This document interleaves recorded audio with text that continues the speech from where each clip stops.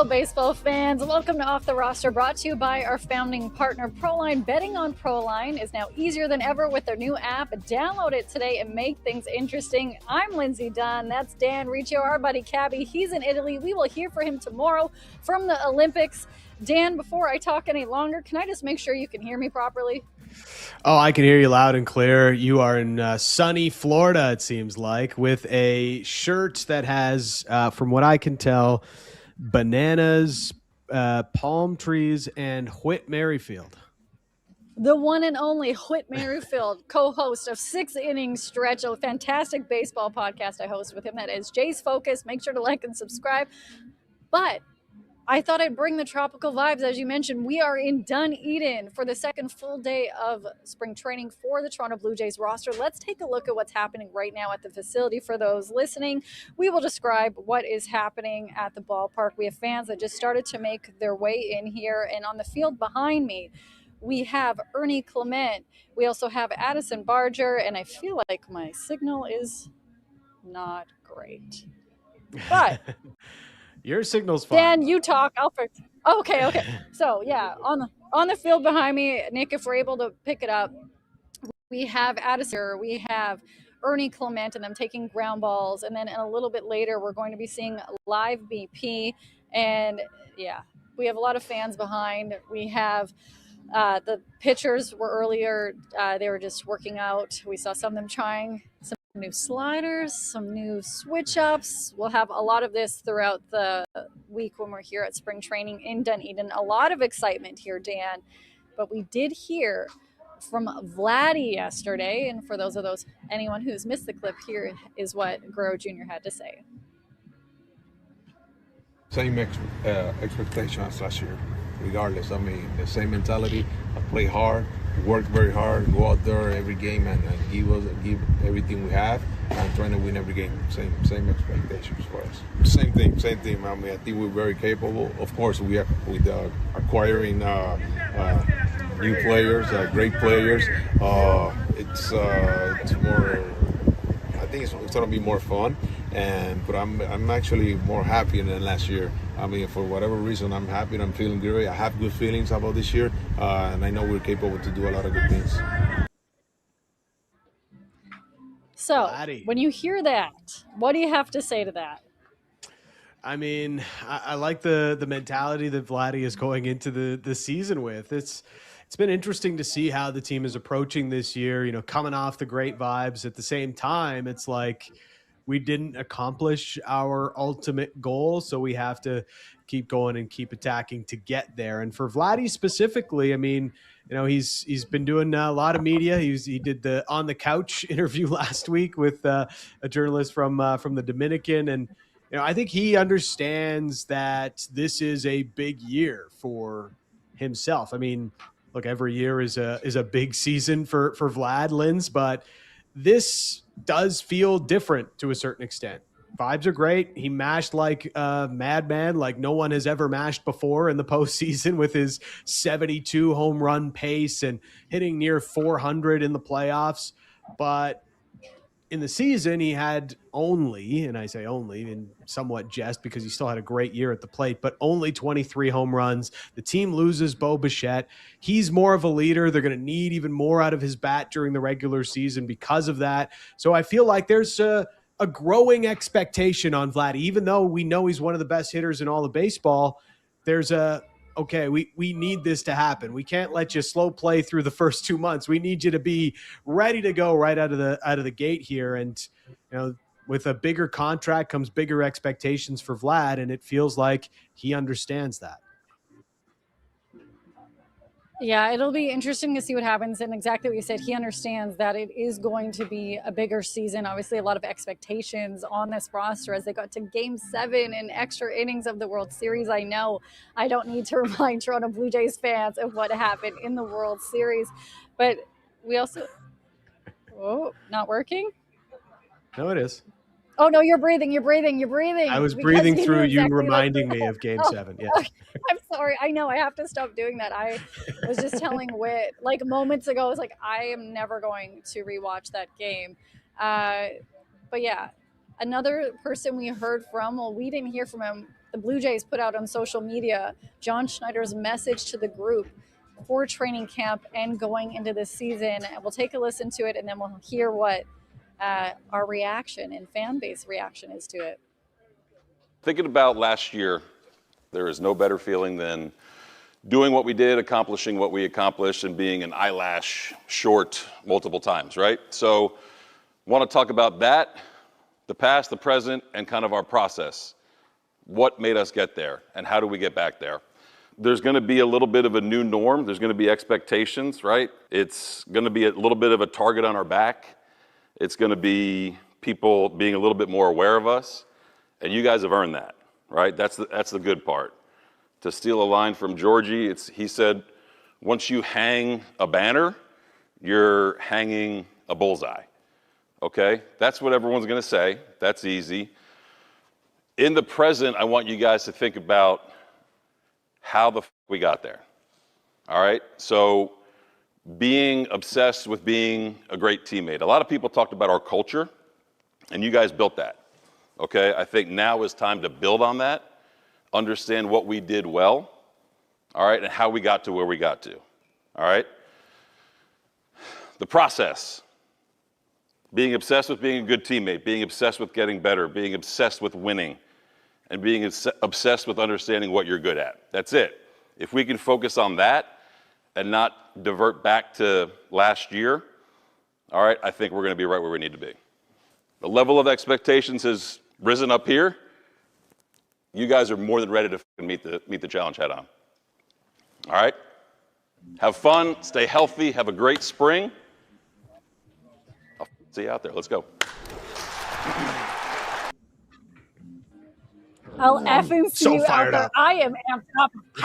I'm fired up. I am ready to go. I don't even know what to think or feel right now except for excitement surrounding this team, because listening to Schneider say that, I'm like, I'm ready to go. This team bought in. They're so hungry to get back out on the field. They're anxious. They're excited to get back to the World Series and bring home another championship to Canada. And we are seeing behind me George Springer. He actually just walked out to the field earlier. I unfortunately saw Anthony Santander walking to the clubhouse. He is here, but he has a sling on his shoulder because of the surgery that he got. But after you hear that, Dan, like, just as a fan, let's take off the journalist hat. Hearing John Schneider hype up the guys like that, how you feeling?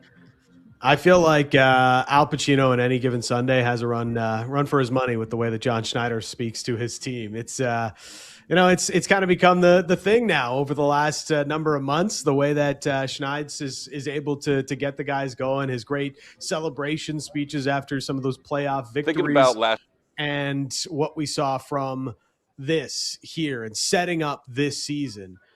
You love hearing that from John Schneider. You love the understanding that they didn't necessarily accomplish what they needed to accomplish in the end for as great as last season was. As he mentioned, an eyelash away. I mean, that's a different sort of description than I would have given it, but he's about right. Was that close for the Jays, and sticking to what made them great last year, having a great culture, knowing you've got some new guys and new faces in the clubhouse, but you're still trying to be the same Blue Jays that made you successful last year. And at its core, it was because they were all about winning. They did everything that it took to win as teammates, as a group, whether that was base running, defense, clutch hits in the moment when your name was called upon. Like, all of those things came together for the Jays. It's hard to make that happen 2 years running, but they seem to have the right mindset, and that is set from the top with John Schneider. You absolutely talk about that tone set by John Schneider. And a thing that I thought was funny, and I love that he dropped some profanity that they lightly Classic Schneider, beeped yes. out. Yeah, is that he got some pushback from people that were upset with the fact that he used profanity in post-game, pre-game pressers, or even to his group. And I'm like, in what world are you in that you don't think people say a couple swears, or like, oh, it's not classy, or this doesn't belong in the game? Have you been around any athlete, no matter how they identify, they'll drop a swear. We've dropped them on this show. And to expect a coach or manager, rather, to not say a couple words, just maybe go back into like the basement, lock yourself in there and listen to your hymns or whatever it may be. It's like clutch your pearls. I don't know what to do. I Yeah. still can't believe that was a storyline, how mad people were, but when I heard that speech, I was so pumped up. And then I saw him today when I walked in and I was gonna be like, let's go. I'm like, nope, we need to be professional, even though we are wearing a tropical shirt with Whit Merrifield's face on and bananas. And let me tell you, the players have been loving it. So I hope I can get us some great clips here for off the roster. But there is another story. You got to be a big capital J journalist there, Linz. So you're off to a great start with the shirt, and you refrained from doing a "Let's bleeping go" with John Schneider when you saw him this morning there at the complex in Dunedin. Go! But there is one question I do want you to ask John Schneider for me. Yeah. How often does he groom his beard and get his hair cut? Because it looks the exact, like, does he do it every single day? Every single day does this guy get a cleanup? Because it's never, not once in his entirety as a Blue Jays manager has it ever looked different. And it just amazes me that he's so consistent. That's sorry. That's just a weird. I think that's a great question. And I will absolutely ask about it, because I think that's some things that people don't know about. I actually did this story, not surprisingly, but surprisingly, with the previous job I had. They have a barber here, but also in Toronto. There's a whole barber shop they built into the renovations at the Rogers Center, so they can get cleaned up whenever they go to the Rogers Center. Some players have their own person, but Schneider was actually in there when I was doing the story about the Toronto barber. And yeah, he gets a nice clean cut from him. He is taken care of. But I'll ask him, and then I'll ask if you can get the hookup. But now we're gonna have to get like personal information. When is the last time you had a fully shaved face, Dan? I think this is what they need to know in the chat.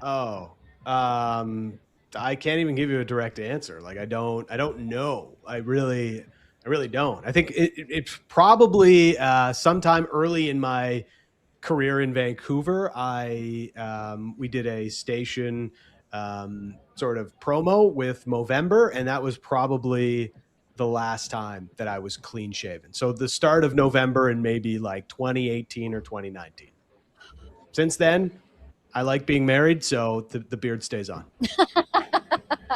I'm the same with that. I agree with like your wife's take on facial hair, because my husband, I can't tell you the last time I saw him with a clean shaven face. And when I did, it's like, I don't know who you are, because it was that long. But you know what I'm going to do right now? I need you. Yeah, who are you, strange man in my house? I want you, and I want Nick to take you full screen, because I want to try to fix an internet connection with my phone, because I want to show what's happening on the mound right now, because Addison's actually throwing some fake pitches to Ernie. So I want you to tell the people Addison how Barger you're that said he could throw 100 on the mound? Yeah, so I want you. Oh, and we have Heineman behind the plate. So we're going to try to take care of this while you I'll tell take over and maybe give how the you're feeling. I have a question for you, though. This is what, because I will be listening to you about the Blue Jays rotation. There's a lot of conversation about this. I know MLB.com put a projected starting rotation with Dylan Cease starting, Gosman second. How are you feeling about the Blue Jays pitching core, and what is the potential rotation you would like to see? So it's interesting the way the Jays rotation lines up right now. I mean, if I were to guess who's going to be the opening day starter, I would guess it's going to be Kevin Gausman, given full health. But who is going to be the Jays' ace this year? And last year they made it through pretty much the entire season without a true ace. You know, Gausman was great at times. Eric Lauer was maybe their most consistent pitcher in moments of the season. Berrios struggled at times. So did Chris Bassett. I mean, Scherzer was hurt for a lot of the year. So they didn't really have an ace, even though they ended up winning the AL East. And while Savage has a great opportunity to be that guy as well, I kind of feel like he's going to be on some kind of a pitch count or innings limit to a certain extent. So there is going to be some question mark as to who ends up being the Jays' ace. The good news is they've got depth in the rotation, and they're going to have a chance to have a couple of very reliable guys at the top of the rotation. I think it ends up being, I'm bullish on Dylan Cease. You know, you look at the underlying numbers last year with the Padres, the way that this guy strikes out just a ton of people. What is it, 5 straight years with 200 Ks? I mean, this is a legitimate strikeout pitcher, and one of the biggest reasons his numbers look inflated a year ago with the Padres is because the Padres, they play baseball with defense optional. And that's not great if you're a pitcher for the San Diego Padres. Now he's here with the Blue Jays, who prioritize defense, and that's going to allow the Blue Jays to get the best version of Dylan Cease this year. I think he winds up as being the Jays ace by the end of the year. Ooh, I like that take. We will be talking to him here at spring training, Nick. I don't know if you're able to try to give it a shot, taking that other camera to see what is happening on the field right now. So, yeah, you can see right now you have Tyler Heineman. You have Addison Barger out there. Nathan Lucas was also out there for Homan, as well as Springer, but they're back in here. I believe Ernie is out there, but this is a live look right now. It's what is happening at Blue Jays spring training here in Dunedin, Florida. They will be having live BP, and if we have this here, and if our camera guy can hear us, I want him to just turn around slightly, or we'll show you. We actually have the brigade coming onto the field, so stick with this shot. Let me tell you, the fans right now are welcoming George Springer, Nathan Lucas, Dalton Varsho. Got away from them. They're seeing my ridiculous shirt. Miles Straw walking out there as well. You're going to see the shot coming up right now. That is them walking onto the field. You can see there is a lot of Japanese media here. A lot of them excited to see Okamoto, how he is going to play. Also, we'll note this is, a lot of excitement. They're starting to get ready to get out in the field. They're going to be taking a lot of ground balls. You can see even some of the minor league catchers, they are on the field right now. So, fans are going to be in for a treat. We're going to try to bring you inside what is happening. You're going to see George Springer and these guys excited to get back out into the grind. And just seeing this, Dan, as a fan, I'm imagining right now that you're just so excited. It's not even funny. For anybody listening at home, it's just the anticipation of what's going to happen this season.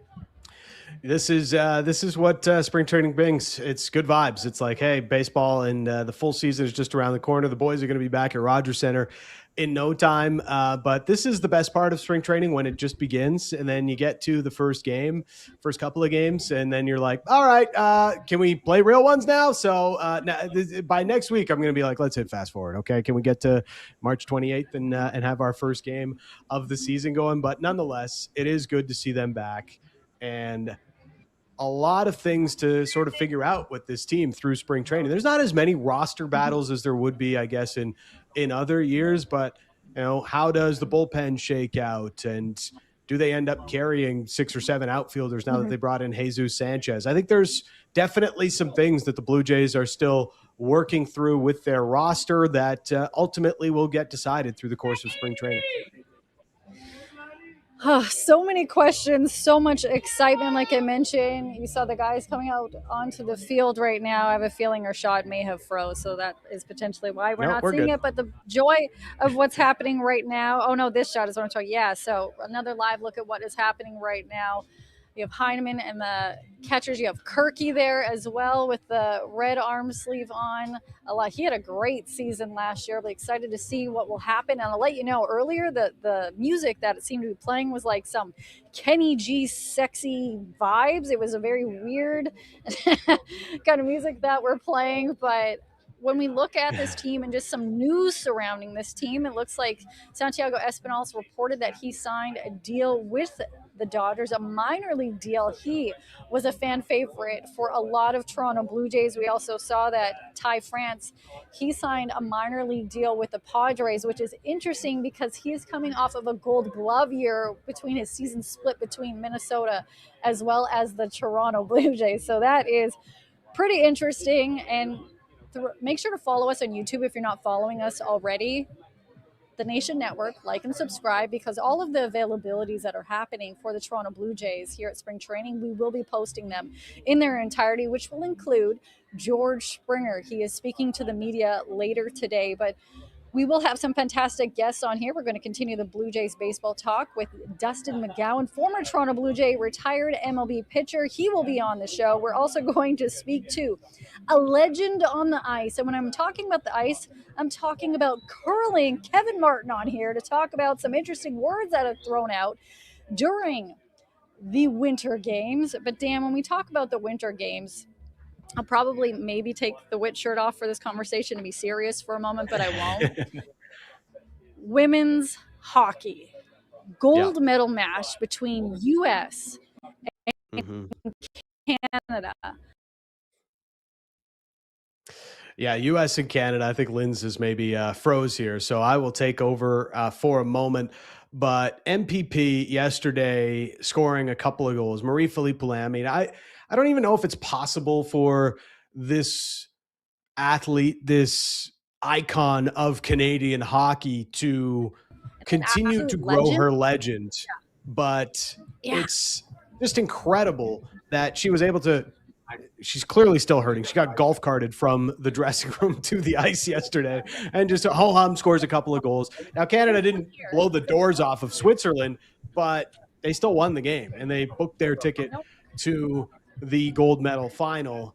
And I just, I love everything about Marie-Philippe Poulin. She's given us so many crazy Olympic memories. Yesterday was just another one in a long line, and now she is the all-time leading scorer in the Winter Games, beating Haley Wickenheiser's record after two more yesterday. Just an absolute legend of the sport.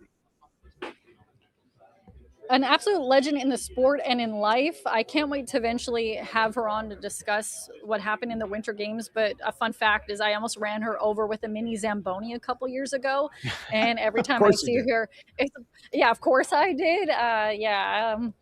That's a story for another day. And I'm so excited. I love we're talking about hockey. I love we're talking about the women's team. And I am sorry that I am feeling a little nervous about it. And it has nothing to do really with that preliminary game. I feel like maybe, their best is still yet to come. But honestly, are my feelings wrong that I am feeling a little nervous about them going into this gold medal match? No, you're not wrong. I think confidence is not very high for Canadians right now going into this gold medal game. Look, it's obvious, okay? Like, there's really no question about it. Canada is going to be and is the heavy underdog going into this gold medal final. It's not as close as it has been in years past. We know that basically every Winter Games ever, this is the matchup in the women's hockey final, outside of one where Sweden ended up punching their ticket. But there's no way around it. U.S. is just far better right now.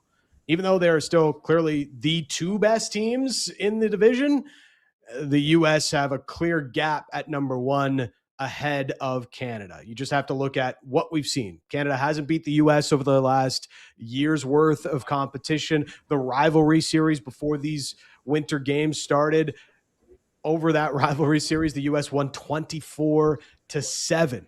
And when you hear from the Canadian players yesterday after beating Switzerland to punch their ticket to the gold medal final, it's like it's going to be a brave, gutsy effort, and it's going to be a bloodbath. And like, really, the only bloodbath has been how Canada has gotten beaten so badly by the Americans in recent matchups. Yeah. This is just, it's tough. And the U.S. has younger players, more skilled players. They're faster. There is going to be a lot that comes out of these games as to why Canada has fallen so far behind the U.S. There are some theories out there, but there's definitely going to have to be some form of looking inward to see why this has happened, how this has happened. Is it just cyclical in some ways, or is there a reason the U.S. has taken a step ahead of Canada as these games have begun? And I don't have a ton of confidence that Canada is going to be able to pull the string. It's going to take essentially a miracle on ice for Canada to beat the U.S. with the way things have gone lately. I believe in miracles, so I'm okay with this. I also love Miracle Whip. Random side note, but when we talk about hockey, let's talk about the men's team as well, because hey, some people are panicking because McKinnon and Bennett having, what is it, a rest day, recovery day? Not quite sure what. Maintenance day. The Quote for their actual hurting, maintenance but day. quote for the, like it's coded language for their hurt, and we didn't want them to practice Yeah. today. Is what it is. Nailed it. I was just going to ask you, hey, can you give us the roster quote of what this is supposed to actually mean and what they're telling us? So that's one thing. But I also heard that the Rat was on the ice today. I'm not calling him anything else, even though he is playing for Team Canada and he's a fantastic player on the ice. Just how he can impact Team Canada's roster. I'll let you have the honors of dealing with that. So getting Brad Marchand back and Josh Morrissey is kind of big for Canada. I think less so actually with Marchand. Like Seth Jarvis has played really well in the couple of games he's played with Marchand out of the lineup. I know Brad the Rat was just saying, "Oh, I love pasta," and that's where I've been these last couple of games. I'm sure, Brad, but he does bring a gritty element to Canada and a winning mentality that I'm sure this team absolutely loves. But the potential to get Josh Morrissey back, he was also practicing today. We don't know if he will play in a quarterfinal against Czechia or their opponent, whoever comes out of that play in today. But it does feel like that could be the bigger inclusion because of the few things that you can poke holes in Canada's game to this point of the tournament.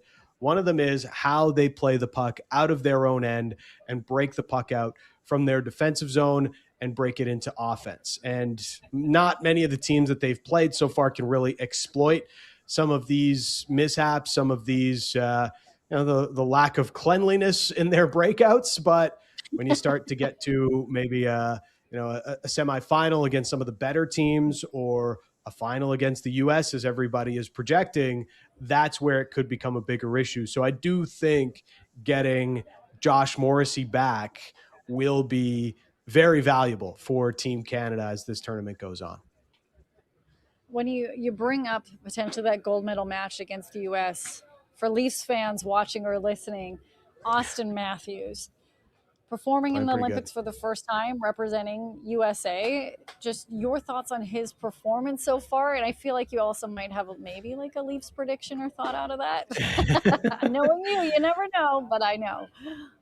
So Matthews has had like a really good tournament, and I know like he was coming on after Christmas, right? And he was finding his game as many were ready to trade him out of Toronto because he had started the first half of the season in relative slumber compared to what we're expecting of the captain, one of the highest paid players in the league. But he's come out of it and rolled right into a strong games for his country as captain of that team. Interestingly, it seems like a lot of people following the American side, they're like, this guy's not a captain and it should have been somebody else. He's not captain material. And it's just like, what more do you want from this guy? He's got a couple of goals. He leads the games right now in expected goals as well. So he's getting more chances than anybody else out there. And I feel like we're going to see Matthews carry this back into the Leafs roster through the back end of the season.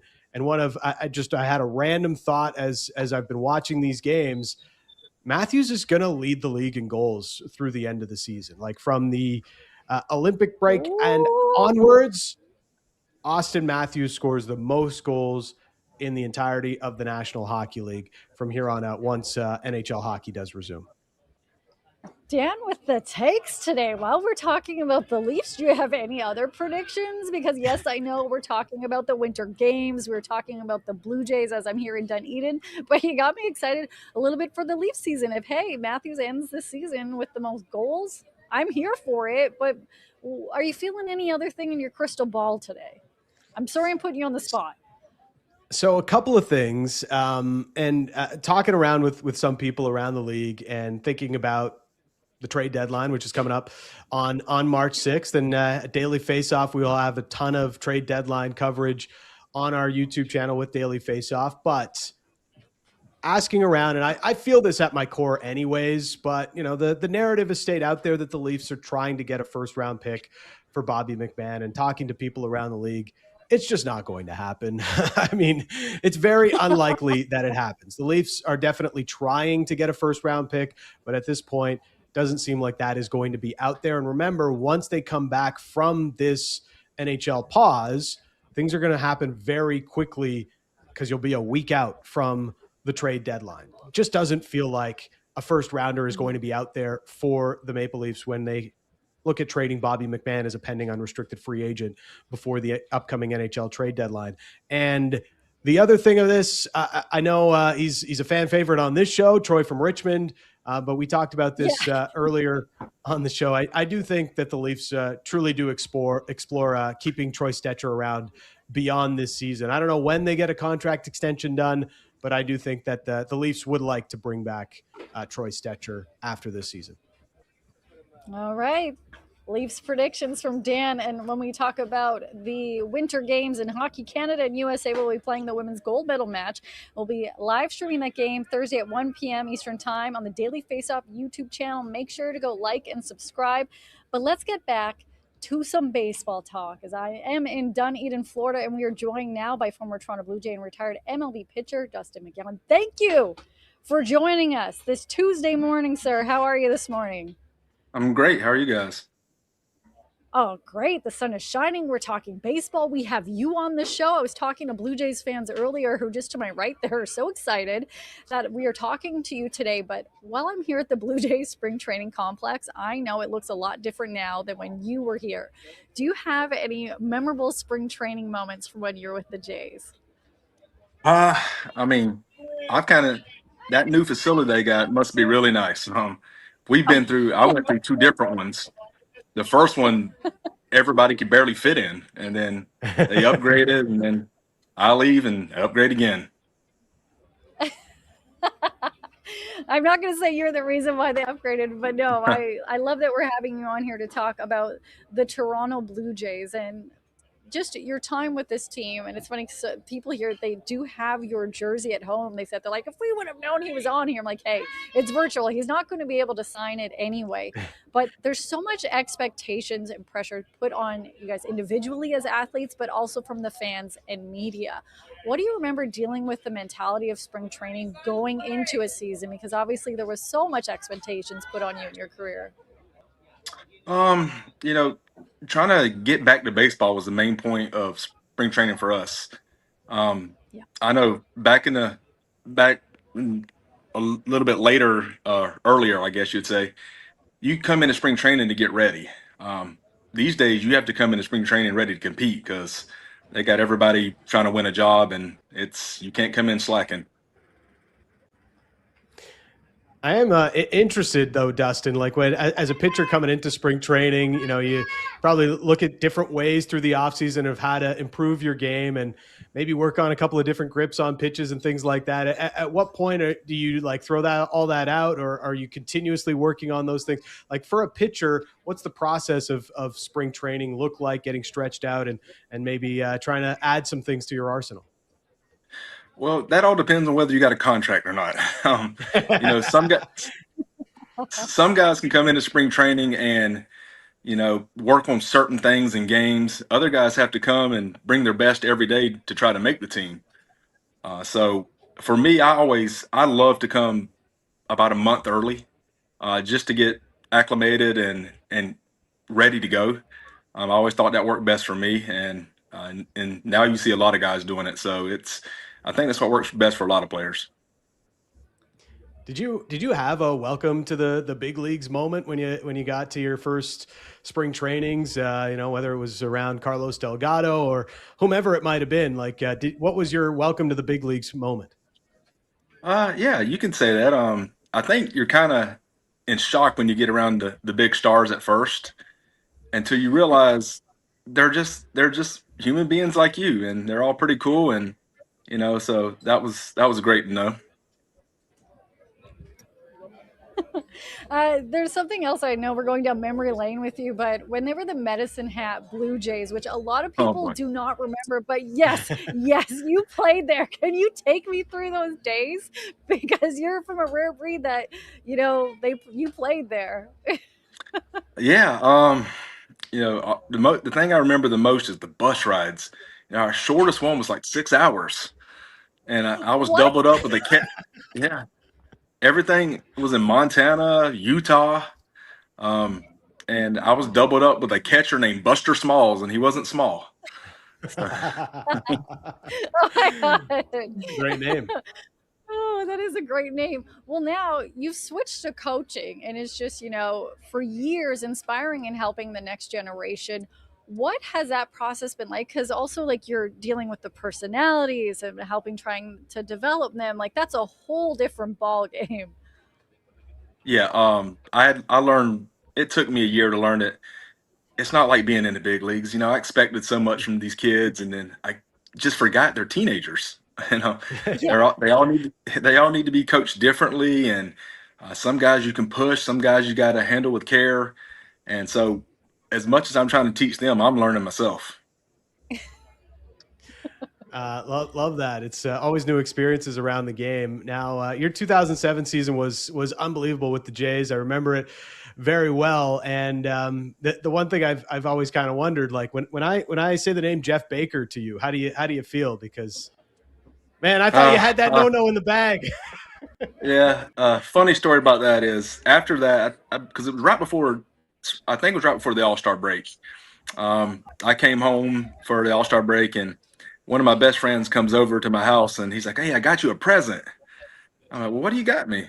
And he hands me a Jeff Baker signed baseball card. So, I still have it to this day. It's in my safe. Did you know you were on the brink of a no hitter when you got to that ninth inning? No. I remember in the eighth inning, the crowd was going nuts after a strikeout to end the inning, and I made the biggest mistake. I happened to just kind of look up where they got that scoreboard running, up top in the upper deck, and I seen it was all zeros, and I Oh mean, no. then I knew. Yeah, that's when you get a little nervous. I could imagine, or you start to understand what's going on. How much like you had a lot of injuries that you dealt with, but how much did your love of the game keep you trying to fight back and keep coming back? And of course, you had the opening day start for the Jays in 2014. How much of your love for the game is what kept you going through your career through those tough times? All of it. I always said that if there was a chance I could still pitch, I would give it everything I got. And you know, looking in that mirror, I'm the person that was going to tell me if I was done or not. And that wasn't the case. It was me keep going. Yeah, and it was great to see you get that opening day start and to have a decent season for the Jays in 2014 as well. So you look at coaching now, and how do you take your experiences? And I know you mentioned it, you got to handle each kid differently, but how do you impart your big league career and some of those experiences and try to get it through to young athletes that the journey and the process is probably the best part of your future. Yeah, it's hard with teenagers. They're teenagers. They don't listen to anybody. I'm pretty sure. I'm But sure. I do my best to give them little tidbits here and there, and try to make it where it's understandable for them. Because I know at that age I didn't quite if somebody was like me was talking to me then, I probably wouldn't understand most of it. So you got to kind of break it down for them. Uh, when we talk about, not listening to teenagers, they don't listen to us. Who knows what's happening sometimes in their minds, but you are helping shape them. And I appreciate your patience with everybody and including us. But when you're watching baseball, like say you're watching a Major League Baseball game, are you able to watch it and be relaxed? Or are you always analyzing the game? Oh, I'm analyzing right away. You know, But to be honest, the first couple years after retirement, I didn't watch much baseball. I just watched so much of it for 18 years, and then they got the new pitch clock, and that made it for me a little more enjoyable because it just speeds things up and it makes it, more action. Oh my gosh, I'm so excited. Baseball is back. We appreciate your time today, sir, and hopefully we'll talk to you again soon when the season is on. But thank you for your time, and we appreciate you. Have an awesome day. You too. Thanks for having me. Thanks, Dustin. Bye-bye. Dan, have you ever went on a mound and had them clock how fast you can throw a pitch? No, I have not. I would prefer not to know. I would prefer not to know. Oh, yes. Anybody listening, if you are a cop and you have a speed gun, we need to get Dan somewhere, maybe Christy Pitts. I feel like you could get maybe like 6 miles per hour because I'm in the States. Well, I'm going miles per hour. Yeah. I think I could do more than 6, but See, I'm just trying to build your confidence. Okay, all right, but like, yeah, if I were to get to, as far as miles per hour, okay, now we're talking different. That's I'm gonna say, like, if I can get to 50 kilometers an hour, I would be pretty happy. I'd be like, okay, dude, that's good enough for me. I feel like you could do it. I love that is happening.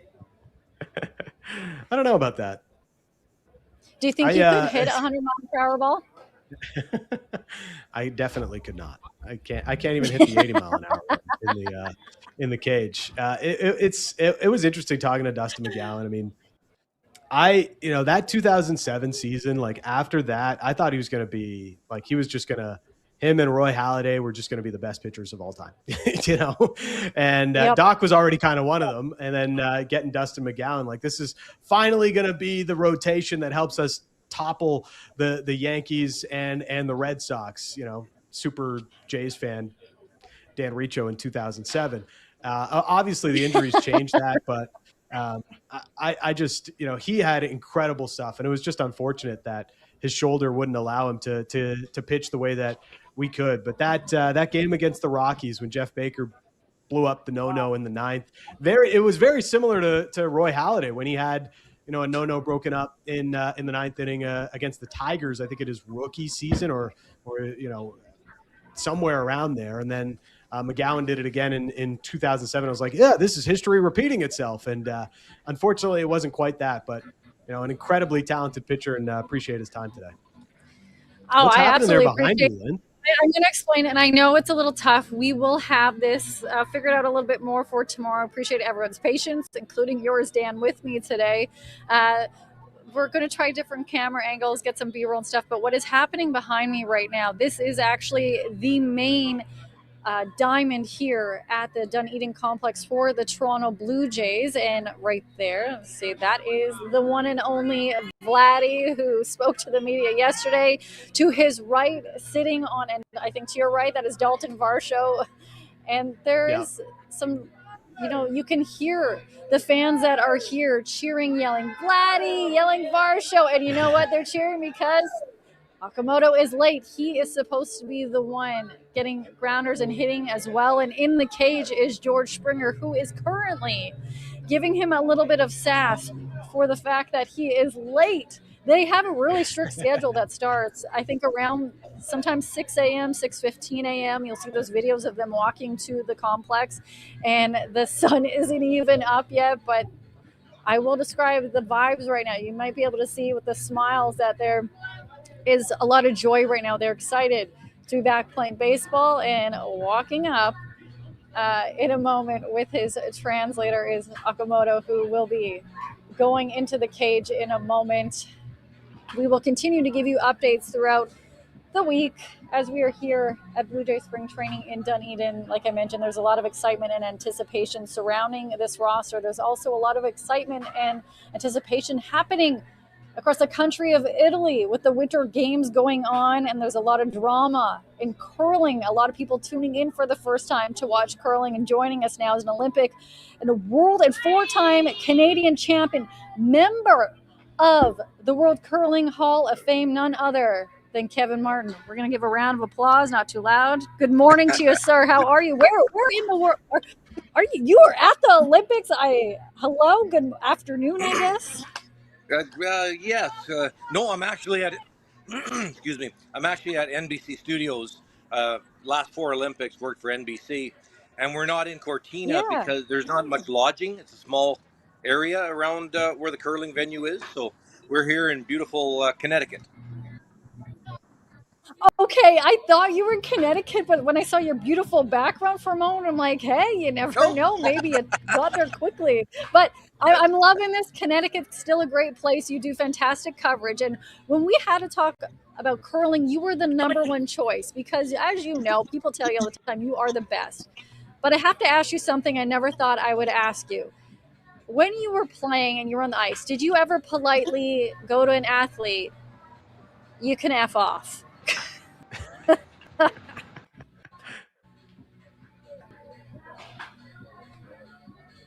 Oh, I think we may have lost Lindsay for a moment.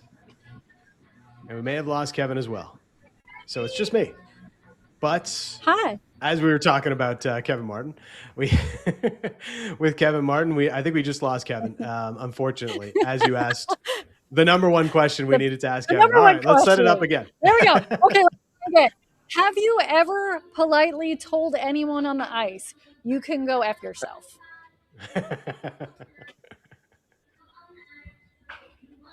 Oh, at least he's smiling. I think we lost him again. The question is too controversial. The question's too spicy for Kevin. Which it's too spicy, which I felt bad even asking because I've been so lucky to interview him throughout the years when he was playing or retired. And it's like, I can't believe I'm going to ask the World Hall of Fame curling member, has he ever politely ever asked somebody to F off on the ice? And for those of you listening or watching, which, okay, let's see. I'll let you answer him.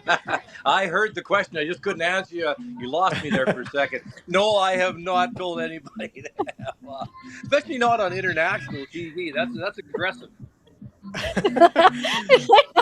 It's legendary moment. So when you're looking at this, and there's a lot of controversies, doing my air quotes about this, what has your reaction as someone who's played the game at the highest level and won, seeing all the storylines come out of the Winter Games on the ice? Well, it was a couple of days of something a little different. I can honestly say that was quite a blow up to have. Oscar, Marc, of course, we curled together in the Olympics. Marc Kennedy and Oscar Ericsson's they're both really nice guys, and it's just a little unusual to have them go toe to toe like that. But you know what? Sports is tough. It's you're battling, trying to get on that podium, and Canada just picked up a 4, and Oscar wasn't happy, and these things happen in sports. But I think the reason for the big blow up is that it doesn't happen in curling that often, and it's still now of course social media is having lots of fun with all the memes and stuff. So it's certainly got a lot of fun going. That's for sure. Yeah, and then we saw Rachel Homan get called out for it in a later match. So it's become one of the storylines of these games. I mean, pardon my ignorance here, Kevin, but like, what is the hog line? Like, what are we fighting over here? Right. Well, it's actually not the hog line. Not much to do with the hog line. To do with double touching, but that I've never I guess I'm new to this game. I played for 30 years and then I've been broadcasting for 12, and I've never seen it part of the discussion before. The whole thing. So double touching is what they're talking about. In Rachel's case, it was just kind of brushed on the back of her hand, like this. Gravity matters, and then Bobby Lammy too, off of Great Britain, got called as well. So it's very kind of strange. That's it. I don't think anybody else has been called. I could be incorrect. Something could have happened over in the last few hours that I wasn't up to. But I think it's thankfully, I think the curling is starting to come back into the forefront.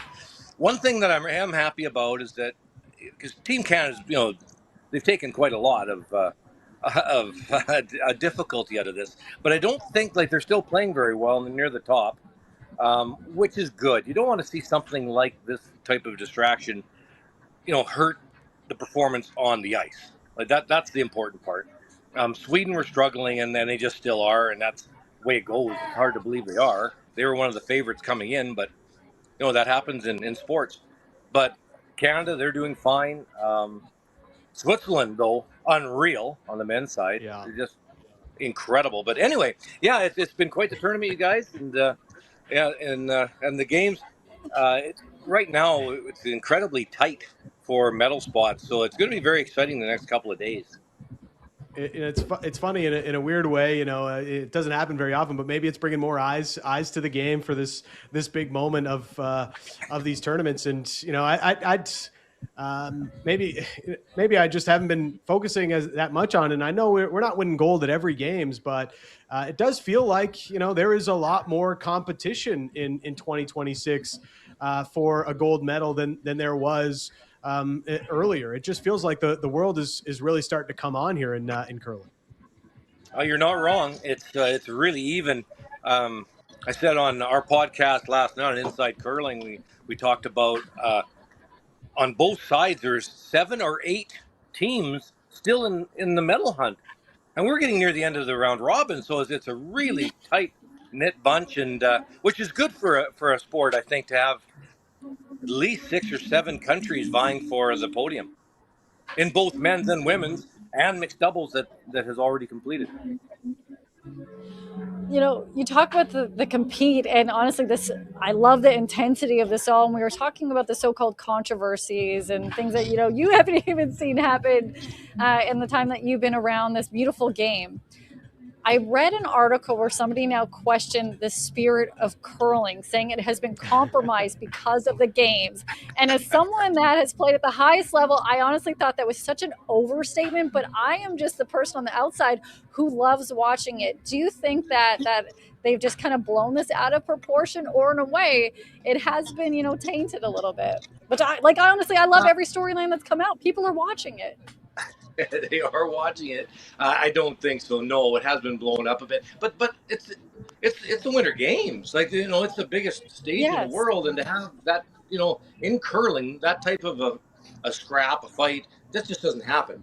So it's going to get a lot of eyeballs. It has, but as far as the sport goes, no, our sport's growing like crazy worldwide, and that's why it's so tight at the top.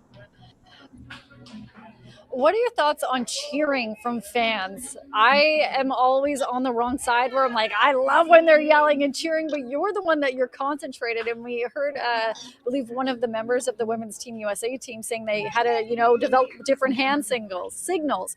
Do you think that there should be active cheering from the stands? Absolutely, the louder the better. I remember Terry Jones. He's a writer, really good writer, and Vancouver, where we won in 2010, we were the home team, and how he described it was like a 747 taking off in the building. That's how loud it was. So that was pretty accurate. The first couple of days you're taking Tylenol or something, but you're right. It can be really loud. It should be. And the players, you just have to enjoy it. Enjoy it. Everybody's excited. It's wonderful. Were you able to enjoy and take in the moment of having a gold medal put over your neck? Because out of the 3 of us on this call, only one of us has done that. Yeah, that'll be a day I'll never forget. That's definite. Yeah, that was quite the time. I was in Vancouver, and our gold was the 13th gold for Canada in that games, and there was one game left the next morning, and that Sid the Kid got the 14th. So it was quite the time, and there's about 250,000 people partying downtown in Vancouver that Saturday night. So yeah, those are quite the memories. Yeah, those were special memories. So as we're getting into it here, Brad Jacobs and Rachel Homan, how are they setting up here through the round robin, and what have you seen? How do you like their game so far? Yeah, well, it's Team Jacobs on the men's side. Team Canada are doing well. They're rolling. They're rolling along with Switzerland. Both of those teams are really curling well. Rachel, as we're speaking right now, has the hammer in 10 against Sweden, who's undefeated, and she has hammer tied up. So I don't know. I have no idea. It's happening right now as we speak. And they were 3-3. They're coming back strong. If they can manage to hang on and score that point in 10, then I really like their chances. At 4-3, that moves them into a playoff spot. And those teams at the top, they don't want to see Rachel coming into the playoffs, because if that train gets rolling, it'll be tough.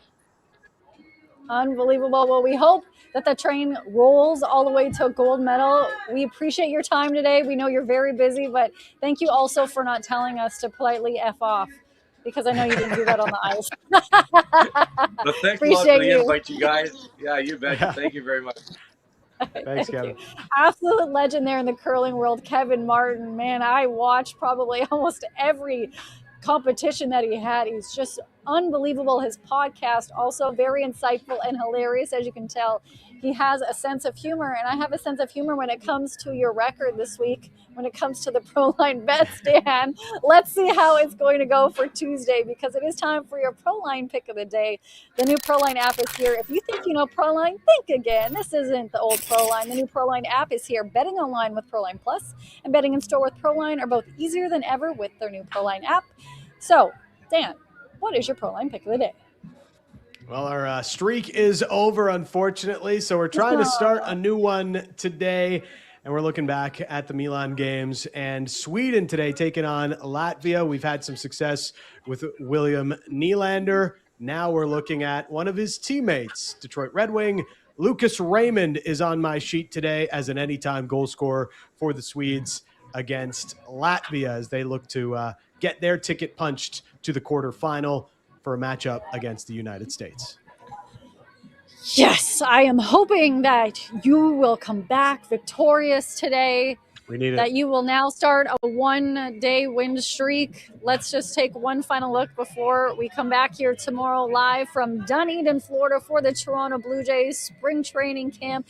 And we will hear from George Springer later. You can watch the availability on our YouTube. Make sure to like and subscribe underneath the Nation Network.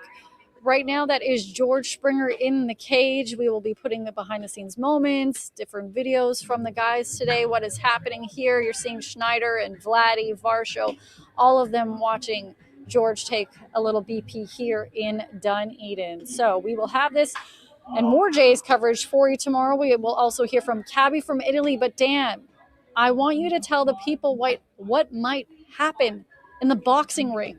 Break the news. Oh. What might happen or what might not happen. Apparently, Mike Tyson, old man Mike Tyson and old man Floyd Mayweather are going to have a boxing match. April 25th, 2026. In, of all places, Congo. Maybe that's the only place they could get, a couple of geriatrics to get in the ring and actually fight against each other. But it's an interesting one, to say the least. And, I was like, really? Like, is it April Fool's? Am I getting memed here? Like, is this an AI story, fake news? But no, it's happening. Like, we are highly anticipating. I don't know who's highly anticipating. A Mike Tyson and Floyd Mayweather Jr. matchup in the Democratic Republic of Congo on April 25th, which is the latest money grab. From watching snippets of Mike Tyson's last fight against, was it Jake Paul? Like the man should not be boxing anymore. Like, it's just like, it's over. Like, I know you might need a paycheck, but like, come on. It's over. To quote Vince, it's over. Yeah. I would like to personally thank Dan for, as always, carrying the show and continuing to be the nucleus, because if you are listening or watching, I'm not going to sugarcoat it. We may have had the odd technical difficulty or two. Did my Ethernet cord work half the time? Absolutely not. Did the world champ in curling, did his signal drop out a couple times? Absolutely. But you, sir, are a legend. So I will tip my cap to you, because we know John Schneider will say that at some point today. So thank you for being a GOAT, the G, the nucleus. Dan will continue to carry the show tomorrow, but I will also be here, and Cabby. We're going to have Cabby here tomorrow. Thanks for joining us for Off the Roster. Hope you enjoyed this video. If you want more Off the Roster content, make sure to like and hype this video and subscribe to the Nation Network YouTube channel.